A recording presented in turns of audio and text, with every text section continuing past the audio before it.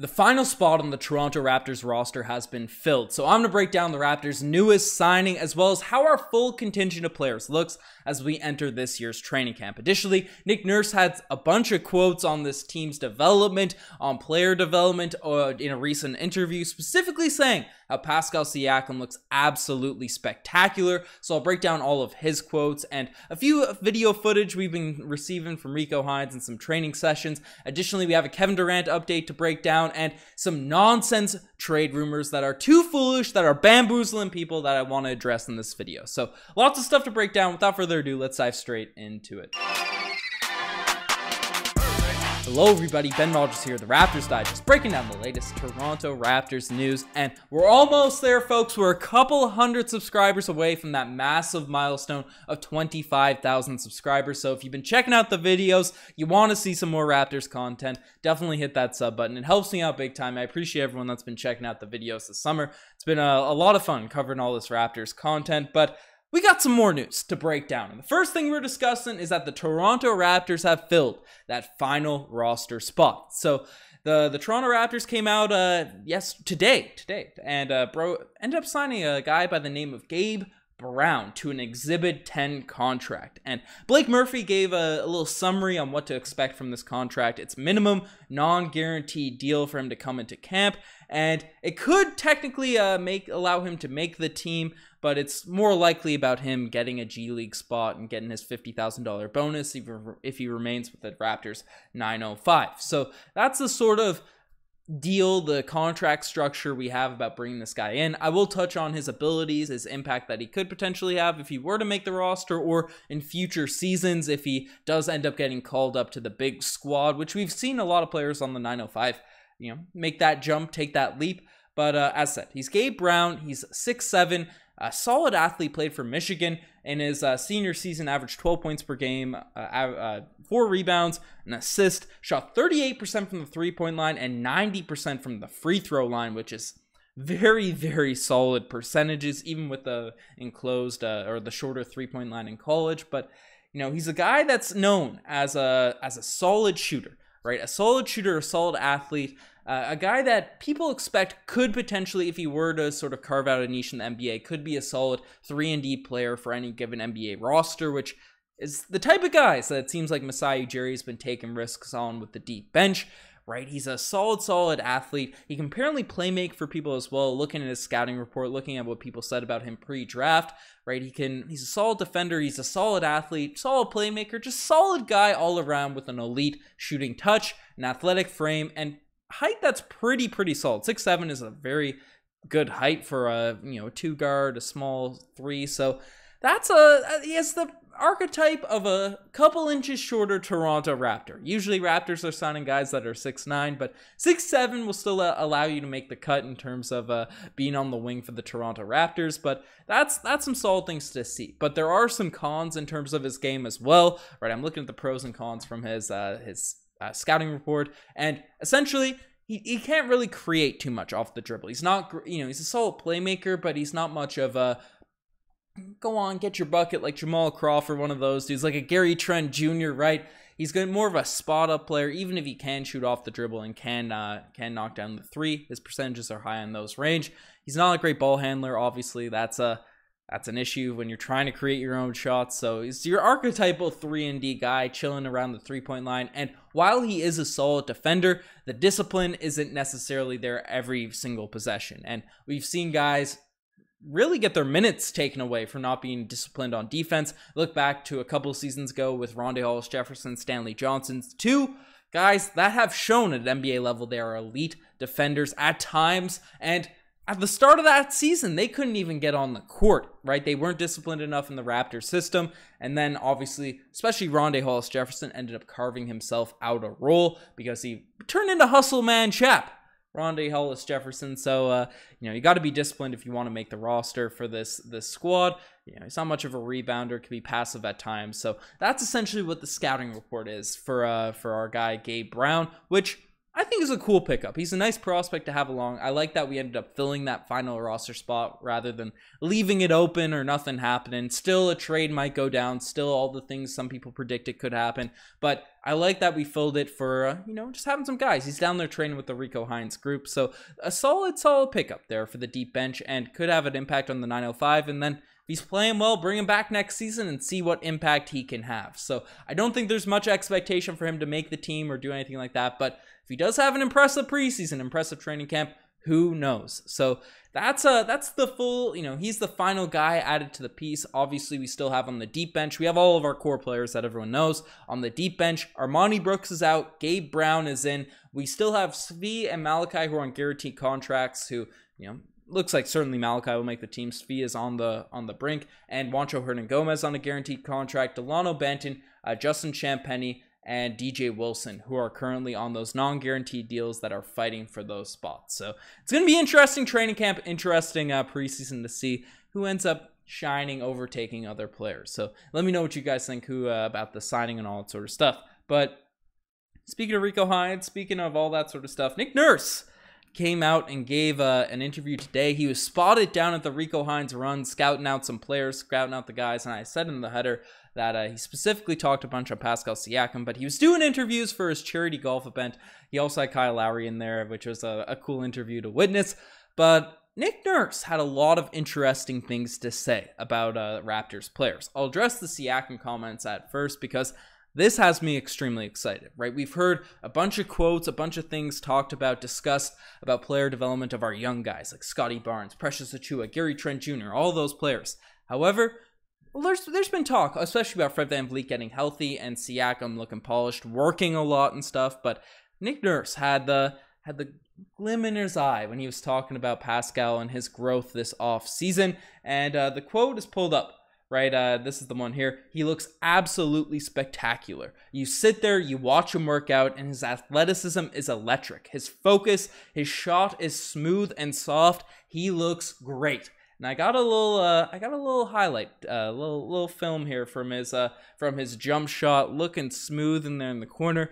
Hit a bunch of threes in the row. You can see Rico Hines in the background there working out Pascal, but the release looks quicker. And as Nick Nurse said, he is looking smooth. From every highlight film, every highlight tape we've seen from Pascal Siakam, it just seems like he's a bit more fluid. He's ready to rock. And I've brought this up on multiple occasions over the course of this offseason, but Siakam essentially said at the end of last season that his big goal for this summer, this offseason is, I want to become an elite three-point shooter. I want to take my game to the next level on that front. So, if Siakam can get to the level, obviously he shot his highest percentages of the year with Kawhi Leonard because he was taking mostly open corner threes and all that sort of stuff. But if he can hit those off the dribble threes, if he can hit those contested shots at the same clip, at the same level of efficiency that he was hitting in 2019, that's going to be crazy, crazy elite. And it'll open up his game even more because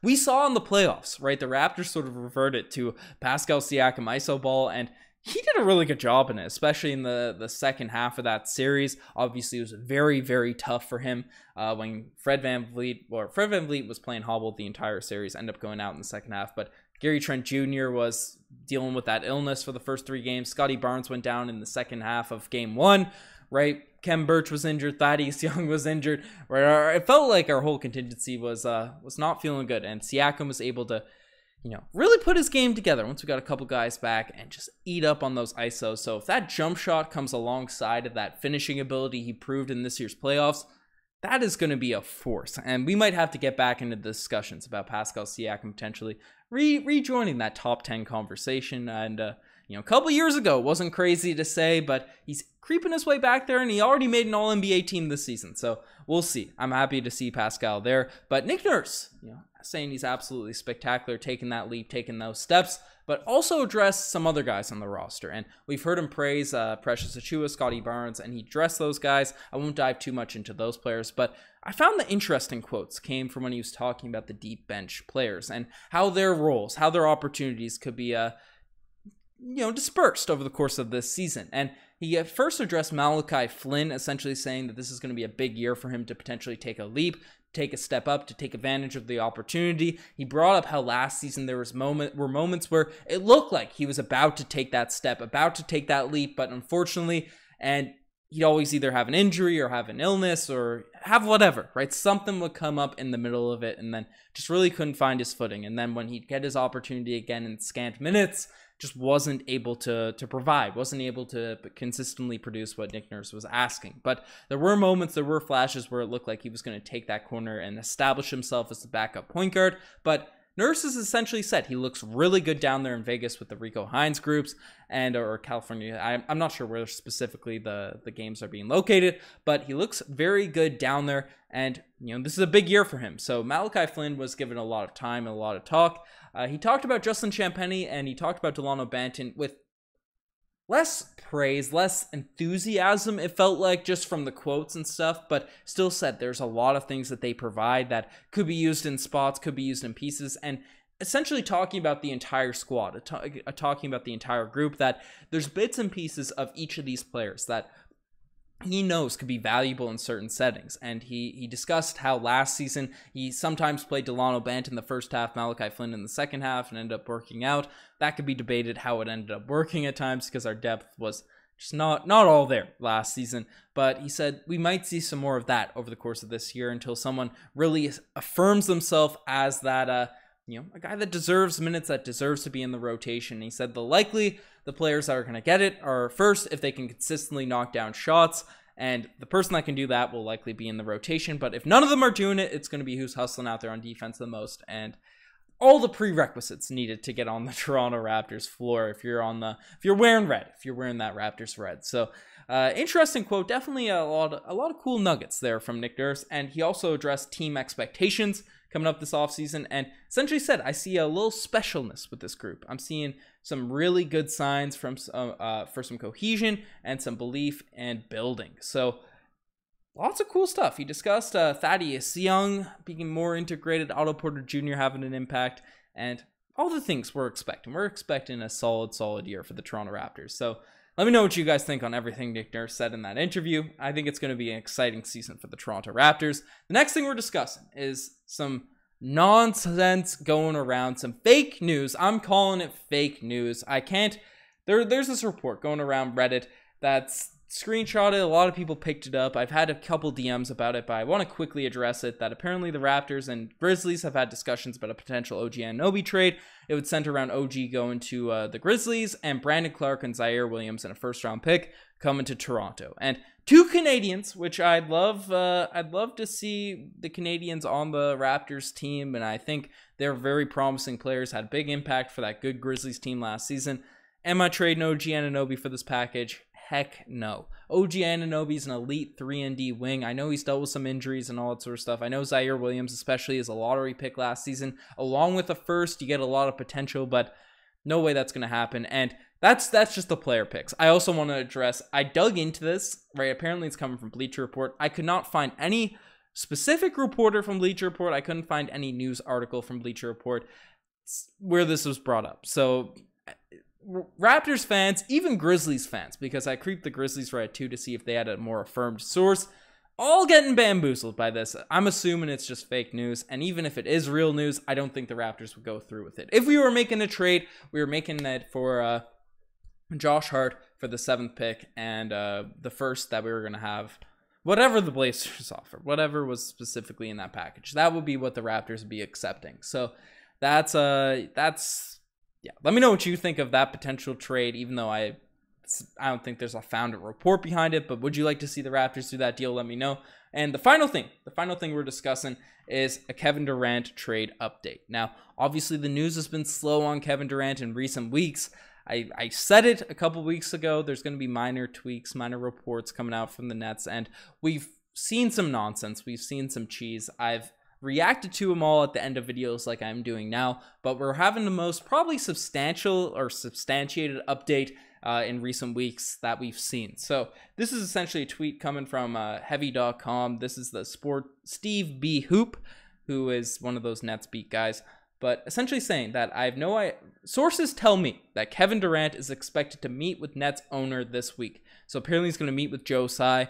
Quote, I have no idea what's going to come of that meeting. there are some things that KD is unhappy about. I'm not sure if any of that gets fixed here, but maybe it does. So they're trying to fix things down there in Brooklyn. KD is still unhappy. He hasn't reneged his trade request. That came from Woj in a recent update this week. So maybe some more fallout will happen. I'm of the opinion of KD already got to the point where he requested a trade. He sort of took on the heat of a trade request. He's not just going to renege it after the Nets have been asking for ludicrous offers and all that sort of stuff. So we'll see what ends up happening with the potential KD trade. Maybe more news will trickle out following this meeting. We know Joe Tsai is pretty well done with all the KD and Kyrie drama. So that's my main reason I think KD will get traded, because the owner of the Brooklyn Nets is done with him being on the squad. So we'll see how it all comes together. But let me know what you guys think of all this news that's been going on in the comment section below. You guys are the best to make it this far. As mentioned, we're almost at 25,000 subscribers. So if you made it this far in the video and you're not subscribed, just give it a check at the bottom. See if you're subscribed. Hit that button if you aren't. I appreciate you all. Anyways, enough of me rambling. You guys are the best. I'm signing off. Cheers.